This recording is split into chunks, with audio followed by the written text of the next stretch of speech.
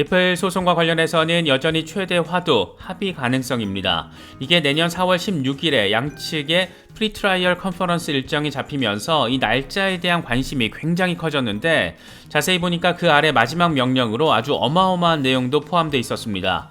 마지막 프리트라이얼 컨퍼런스 전에 양측은 최소 1시간 이상 만나서 이번 사건 합의에 대해서 논의를 하라고 아날리사 토레스 판사가 직접적인 멘트로 명령을 했던 겁니다. 이건 토레스 판사가 직접 판을 깔아주고 있는 건데 미국 SEC가 쭈꾸미 IQ 수준으로 의사결정을 내릴지 아니면 좀 더 큰 그림을 바라보고 합의 결정을 내리면서 양측이 다 동의하는 합의를 도출할 수 있을지 이게 또 굉장한 관심 이슈가 돼버렸습니다. 만약 합의가 이루어지지 않는다라면 리플 소송 최종 결론은 언제쯤 나오게 되는 걸까? 이와 관련해서 제레미 호건 변호사가 몇 가지 시나리오를 제시했습니다. 먼저 본안 소송 진행 상황, 이건 39.456%의 확률이고 본안 소송 결론 뒤에 항소는 2025년까지는 접수되지 않을 것이고 최종 항소에 대한 판결은 2026년 이전까지는 나오기 어려울 것이다. 추가 소송을 내게 된다라면 2027년 6월 14일 이게 최종 판결이 될 전망이다. 이렇게 설명을 했습니다. 내년에 1심 판결이 나오고 이에 대한 항소심까지 진행을 하게 되고 이에 대한 결과까지 나오는 시점이 2027년 6월이 될 거라는 얘기입니다. 두 번째로는 개별 피고와의 합의인데 이건 확률이 32.113%로 이게 벌어지면 항소법원까지 가는 과정을 9개월에서 12개월 정도 단축이 가능하다. 다만 합의가 이뤄진 뒤 사건은 구제소송으로 전환될 것이고 이럴 경우에는 2026년 8월 14일까지 소송이 연장될 것이다. 세 번째로는 완전 합의인데 이건 확률이 18.987%이고 완전 합의 이후 SEC는 승소를 주장하고 리플랩스에 대한 상당한 벌금을 징수할 수가 있다. 다만 지금까지 SEC는 타협의 의지를 보인 적이 없다. 예상 및 시나리오 확률도 8.675% 존재하는데 이럴 경우에도 XRP에 대한 증권성에 대한 약식 판결 2026년까지는 유효할 것이다. 이렇게 설명을 했습니다. 저도 미국법 전문가가 아니다 보니까 이 같은 설명이 100% 온전하게 이해가 되는 건 아닌데 나름 리플 진영에서 블록체인 전문 변호사가 분석을 한 내용이다 보니까 참고할 정도의 가치는 충분히 있지 않을까 생각됩니다. 최근 들어서 리플이 소송에서 이겨도 다른 토큰들에 대한 증권성 리스크는 여전하다라는 이야기들이 많이 나오고 있습니다. 다시 말해서 2차 시장 판매 XRP가 비증권으로 규정이 되더라도 이걸 모든 코인에 일괄적으로 적용할 수는 없다라는 내용입니다.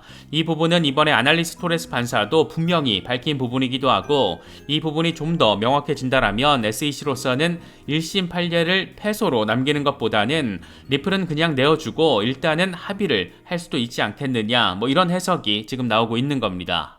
이와 관련해서 SEC의 인터넷 집행국장 출신 존 리드 스타크는 토레스 판사는 SEC 중간 항소를 기각하면서 앞선 XRP 증권성 관련 약식 판결 내용이 다른 케이스의 선례로 인용돼서는 안 된다라고 분명하게 짚었다. 따라서 특정 토큰의 증권성을 증명하는데 리플 케이스의 약식 판결을 인용해서는 안 되고 이건 변호사 윤리 위반에 해당한다라고 말했습니다. 그러면서 판사의 이러한 명령은 자신의 판결이 나머지 암호화폐의 증권성 판단에 영향을 주어서는 안 된다라는 입장을 대변하는 것이다.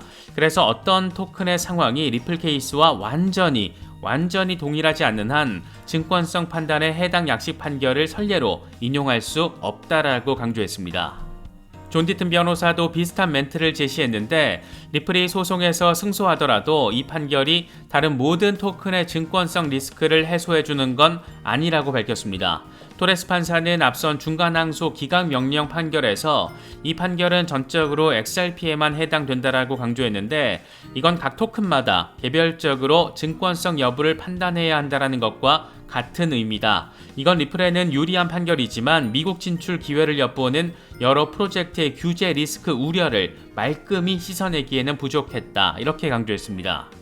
결국 정리를 좀 하자면 SEC 입장에서는 리플 한 곳을 조지려다가 자칫하면 암호화폐 산업 규제권 이슈 전반에서 바보 멍청구리가 될 수 있는 그런 상황에 놓이게 된 만큼 차라리 리플 판결은 이 정도에서 합의로 정리를 하고 다른 프로젝트들을 조지는 방식으로 선회할 수도 있지 않겠느냐 이런 기대감이 깔리면서 다시금 합의 루머에 힘이 실리고 있는 게 아닐까 개인적으로는 바라보고 있습니다. 최근 세계 경제가 부채 시스템을 근간으로 하는 양상을 보여주다 보니까 이게 또 XRP 음모론과 연계돼서 다시금 XRP $10,000 전망 이런 이야기들로 스멀스멀 이어지고 있는 그런 상황이기도 합니다. 이번에 이런 음모론적인 이야기들을 촉발시킨 배경이 레거시 미디어를 통해서 불거졌다라는 것은 꽤나 흥미로운 지점입니다. 주인공은 포브스이고 제목은 이렇습니다. 미국 달러가 붕괴하게 되고 이를 통해 8조 달러 규모의 충격적인 연준 인플레이션이 결국 비트코인과 이더리움, XRP의 가격을 경쟁 자산인 골드에 필적하는 붐을 촉발할 것으로 보인다. 이런 아주 엄청 아주 많이 섹시한 내용입니다. 물론 기사 내용을 자세히 보면 인플레이션의 시대에 있어서 비트코인, 이더리움, XRP 등이 리스크 해지 역량을 보여줄 가능성이 있다라는 취지이지, 특히 비트코인이 이런 가능성이 높다라는 취지이지, 이게 곧바로 XRP $10,000로 직행을 하는 것은 역시나 이 XRP 맥시들의 희망 회로 정도가 좀 많이 반영됐다라고 바라볼 수 있는 부분입니다. 포브스가 기사의 소스로 삼고 있는 것은 제프리스의 주식 전략 책임자 크리스토퍼 우드의 멘트였는데, 쉽게 정리하면 비정상적으로 돈을 풀었고 이에 대해서 긴축 정책을 지금 진행하고 있는데, 이게 잘 안 될 경우에, 그러니까 연착륙이 잘 안 될 경우에는 달러의 붕괴로 이어질 수가 있고, 이건 결국 골드 소유자 또 비트코인 소유자 등에게 모두 이익이 될 것이다. 이런 내용입니다. 이 양반은 전통적인 리스크 해지 자산인 금과 디지털 골드로 기대되는 비트코인을 거의 동일한 위치에서 평가하고 있다는 것을 느낄 수가 있습니다. 어쨌든 포브스가 기사 제목에다가 달러 붕괴, 비트코인, 이더리움, XRP 이런 단어를 모두 함께 포함시키다 보니까 이게 XRP 커뮤니티에서 희망회로 수준으로 해석이 되고 있고, 이 과정에서 다시 $10,000, XRP $10,000 음모론이 덧붙여진 것이다. 이렇게 바라볼 수 있을 것 같습니다. 리플 $10,000 설계를 처음으로 공개적으로 주장한 인물은 마크 필립스입니다. 이 양반은 미국 공군 출신의 PR 커뮤니케이션 전문가인데 2019년 2월에 XRP는 $10,000에 설계됐다, 이런 다소 전폭적인 논문 형식의 글을 블로그에 올리면서 꽤나 큰 사회적 파장을 일으켰던 인물입니다. 그는 XRP는 애초부터 전 세계 모든 시장에서 기관과 소매 금융 시스템을 대체하도록 설계가 됐다, 이렇게 무시무시한 내용을 아무렇지 않게 밝히기도 했습니다. 그러면서 XRP는 세계 인구 75억 명이 수용할 수 있도록 확장 가능해야 한다, 이 같은 리플랩스의 공동 창업자 아서 브리토의 멘트를 인용하기도 했는데, 이걸 근거로 XRP $10,000 설계 근거를 하나하나 주장을 했습니다. 이 논문을 통해서 이 양반이 증명하려고 한 것은 XRP가 전 세계 인구 75억 명이 수용하는 상황, 그러니까 전 세계 모든 시장의 가치를 XRP가 흡수할 수 있느냐 여부입니다. 2019년 당시 전 세계 모든 시장의 가치를 합한 총액이 1,100조 달러였다라고 하는데, 이걸 XRP 전체 발행량인 1,000억 개로 나누면 얼추 개당 11,000달러라는 가격이 나오게 됩니다. 우리 돈으로 따지면 현재 환율로 1,300만 원 정도, 이런 거액의 시세가 형성이 됩니다. 이건 논문의 결론에 해당하고, 이걸 증명하기 위해서 이 양반은 리플 XRP가 가진 송금 혁신이 어느 정도 강력한 장점이 있는지를 설명했습니다. 사실 이 부분은 우리가 이미 여러 번 영상으로 짚어봤기 때문에 대체로 잘 알고 있는 내용들입니다. 리플 XRP는 스위프트 같은 기존 시스템보다 훨씬 빠르고 훨씬 저렴하고 안정적인 결제를 가능하게 한다. 2019년 기준으로 리플 에스크로 계정에서 XRP 발행량의 55%가 잠겨 있는데, 이건 디플레이션 역할을 하면서 가격을 높일 수가 있다. 2019년 2월 기준으로 지난 6개월 동안 XRP는 0.25달러에서 0.6달러 사이에 거래가 됐고, 이건 중앙값 양쪽의 120% 범위를 나타낸다. XRP가 1초에서 5초 안에 결제가 마무리된다라는 점을 고려하면 이건 기관들이 사용해도 크게 문제가 되지 않는다, 이렇게 설명을 했습니다. 이 양반은 그러면서 꽤 재미있는 분석을 제시했는데, 당시 스위프트를 통한 국경 간 송금의 일일 거래 규모가 5조 달러였기 때문에 에스크로 물량으로 잠긴 XRP를 제외한 450억 XRP를 사용할 경우, 이 모든 스위프트를 XRP가 담당할 경우 XRP 한 개당 가격은 111달러에 해당한다라는 계산을 도출합니다. 총 거래 규모 5조 달러를 450억 XRP로 나누면 111달러라는 개당 가격이 나오고, 이걸 지금 환율로 따지면 13만원대 정도가 됩니다. XRP가 못 가도 100원 갈 것이다, 많이 가면 $10,000 갈 것이다, 이런 얘기는 이 같은 마크 필립스의 분석에 기인하고 있는 것으로 바라볼 수가 있습니다. 마크 필립스는 논문을 마무리하면서 재미있는 멘트를 덧붙이기도 했었는데, 많은 XRP 홀더들은 가격이 진짜 $10,000까지 높아질지를 물어본다. 물론 그렇게 되기를 바라지만 보장은 없다. 혹여 그런 일이 벌어진다라고 해도 앞으로 5년 안에는 없을 거라고 생각한다. 이렇게 설명을 했습니다. 그러니까 XRP가 전체 자산 시장의 모든 가치를 흡수하기 위해서는 당시 1100조 달러 가치를 흡수해야 하기 때문에, 그러기 위해서는 최소 5년 이상의 시간이 걸릴 것이다, 이런 얘기를 했던 겁니다. 그때를 기준으로 5년을 계산을 하면 2024년 2월 이후에 적어도 가능할 수도 있다는 건데, 이게 또 참 시점이 비트코인 반감기와 맞물려 있다 보니까 더 재미있게 느껴지기도 합니다. 여기까지는 그래도 음모론이라고 해도 XRP의 특성과 미래적 가치에 기반하고 있는 부분들을 확인할 수가 있는데, 진짜 음모론은 다음부터입니다. 이 같은 내용이 한바탕 화제가 되고 나서 2달 뒤에 그는 두 번째 논문을 블로그를 통해서 올리는데, 그때도 역시 제목이 어마무시했습니다. XRP는 세계 준비 통화가 될 것이다. 이런 호연직이 대체 어디서 나올 수 있는 건가 싶기도 한데, 여기서부터 이제 미국의 부채 이슈가 등장합니다.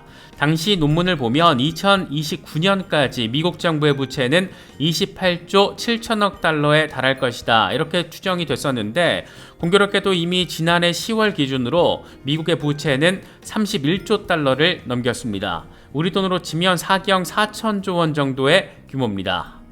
그러면서 국가 부채가 증가하는 상황이 당시에도 이미 글로벌한 이슈라는 점을 설명을 했는데, 일본의 공공부채가 12조 달러, 중국은 9조 달러, 영국은 3조 5천 달러다. 이런 수준의 부채가 전 세계적으로 증가하고 있지만 이건 지속 가능하지 않다라는 게 문제다. 이렇게 당시 상황의 심각성을 진단하기도 했습니다. 그러면서 새로운 세계 준비 통화를 소개한다라면서 XRP가 이런 역할을 할 수 있는 완벽한 위치에 있다, 이렇게 주장을 했습니다. XRP는 1000억 개가 생성됐고 더 이상 찍어낼 수 없어서 본질적으로 디플레이션 자산이다. XRP가 개당 $10,000에 형성될 경우에 1000억 XRP는 1000조 달러 가치를 제공하는데, 이건 224조의 글로벌 부채와 88조의 글로벌 GDP를 쉽게 설명한다. 이런 아주 전폭적인 주장을 이어갑니다. 그러면서 이를 통해 XRP는 명목화폐의 가치를 떨어뜨리지 않고 부채 위기를 해결할 것이다. 특히 미국 정부 등 각국 정부는 XRP를 매우 낮은 가격으로 OTC 마켓을 통해서 구매할 수 있기 때문에 거래소에서의 시세에 영향을 미치지 않는다. 마찬가지로 금융기관들 역시 매우 매력적인 가격으로 XRP를 비축할 수 있다. 모든 시스템, 정책과 계약이 마련된 뒤에 XRP가 준비통화 역할을 할 거라고 각국 정부는 발표를 할 것이다. 이건 유틸리티와 매수세를 붙여서 XRP 가격을 빠르게 상승시킬 건데, 이후에 각국 정부는 XRP를 통해서 부채를 청산할 수가 있다. 이 과정에서 명목화폐를 추가로 찍어내지 않기 때문에 법정화폐의 가치를 떨어뜨리지 않는다, 이렇게 주장을 했습니다. 이건 거의 순도 100% 수준의 음모론이라고도 바라볼 수가 있는데, 뭔가 끄덕여지면서 가슴이 벌렁벌렁 거리는 것은 꼭 기분 탓만은 아닌 것 같습니다. 이 양반은 두 번째 논문을 마무리하면서 미국 행정부와 IMF, 세계은행 등이 리플랩스에 대해서 매우 긍정적인 이유도 이런 배경 때문이고, XRP를 증권으로 규정하는 데 무게를 두지 않는 이유도 설명이 된다, 이렇게 부연했습니다. 이후 2년 뒤에 공교롭게도 리플은 미등록 증권이라면서 SEC로부터 소송을 당하게 됩니다. 그런데 재미있는 것은 마크 필립스 논문을 어느 정도의 현실화 가능성의 무게를 찍는 사람들은 SEC가 억지로 리플을 상대로 소송을 내고 가격이 떨어지면 미국 정부가 제3의 방법을 통해서 XRP를 매수하기 위한 목적 때문이다. 이런 방식의 말들도 나오기도 했습니다. XRP의 유틸리티적인 성격을 보여주는 팩트들과 각국 정부의 음모론이 묘하게 섞이면서 XRP $100 내지는 $10,000 음모론이 이렇게 형성이 됐다라고 바라볼 수가 있습니다. 재미있는 건 포브스가 최근 이런 수준의 내용을 반복적으로 보여주고 있다는 겁니다. 최근에는 미국 달러가 붕괴하게 되고, 이를 통해서 8조 달러 규모의 충격적인 연준 인플레이션이 결국 비트코인과 이더리움, XRP의 가격을 경쟁 자산인 골드에 필적하는 붐을 촉발할 것으로 보인다, 이런 제목의 기사를 내보냈고, 이게 또 XRP $10,000 가능성으로 확대 재생산되기도 했습니다. 물론 이 역시 기사 내용을 자세히 보면 인플레이션의 시대에 비트코인, 이더리움, XRP 등이 리스크 해지 역량을 보여줄 가능성이 높다라는 취지이지 이게 곧바로 XRP $10,000로 직행하는 것은 역시나 XRP 맥시들의 희망회로 수준이라고 바라볼 수 있는 부분입니다. 포브스가 기사의 소스로 삼고 있는 것은 제프리스의 주식 전략 책임자 크리스토퍼 우드의 멘트인데 쉽게 정리하면 비정상적으로 돈을 풀었고 이에 대해서 긴축 정책을 빡세게 진행하고 있는데 이게 잘 안 될 경우에 그러니까 연착력이 잘 안 될 경우에는 달러 붕괴로도 이어질 수가 있고 이건 결국 골드 소유자와 비트코인 소유자 모두에게 이익이 될 것이다. 이런 내용입니다. 이 양반은 전통적인 리스크 해지 자산인 금과 디지털 골드로 기대되고 있는 비트코인을 거의 동일한 위치에서 평가하고 있다는 것을 느낄 수가 있습니다. 어쨌든 포브스가 기사 제목에다가 달러 붕괴, 비트코인, 이더리움, XRP 이렇게 싹 다 포함시키다 보니까 이게 XRP 커뮤니티에서 희망회로 수준으로 해석이 됐고 이 과정에서 다시 $10,000 음모론 이렇게 덧붙여진 것이다. 이렇게 바라볼 수 있는 부분입니다. 요즘 리플과 관련해서 이런저런 음모론 수준의 이야기들을 종종 확인할 수가 있는데 최근에는 포브스 보도 내용이 확대 해석되면서 XRP $10,000 이슈로 번지기도 하며 커뮤니티가 들썩이기도 했습니다. 이번에는 블랙록이 XRP를 매집하고 있다라는 루머, 완전 음모론 수준의 이야기들이 맥시들 사이에서 도배가 되고 있는데 재미있게도 블랙록 XRP 커넥션이 무게감을 갖고 또 확산되고 있는 그 배경에 이번에도 역시나 포브스가 자리하고 있습니다. 포브스 기사의 제목은 이렇습니다. 블랙록 출신의 내부 인사가 말한 내용이고 17조 7천억 달러 규모의 돈이 월스트리트 지각 변동을 일으킬 수 있는데 이건 비트코인과 이더리움, XRP 가격을 끌어올릴 수 있다. 이런 내용입니다. 기사에서 소스로 삼은 블랙록 인사이더는 블랙록 전무이사 출신 스티븐 쇼엔필드인데 이 양반은 최근 런던 컨퍼런스에 참석을 해서 SEC가 비트코인 현물 ETF를 승인해서 시장에 17조 7천억 달러 규모의 돈이 들어오는데 이제 불과 몇 달밖에 남지 않았다 이렇게 예측을 했습니다.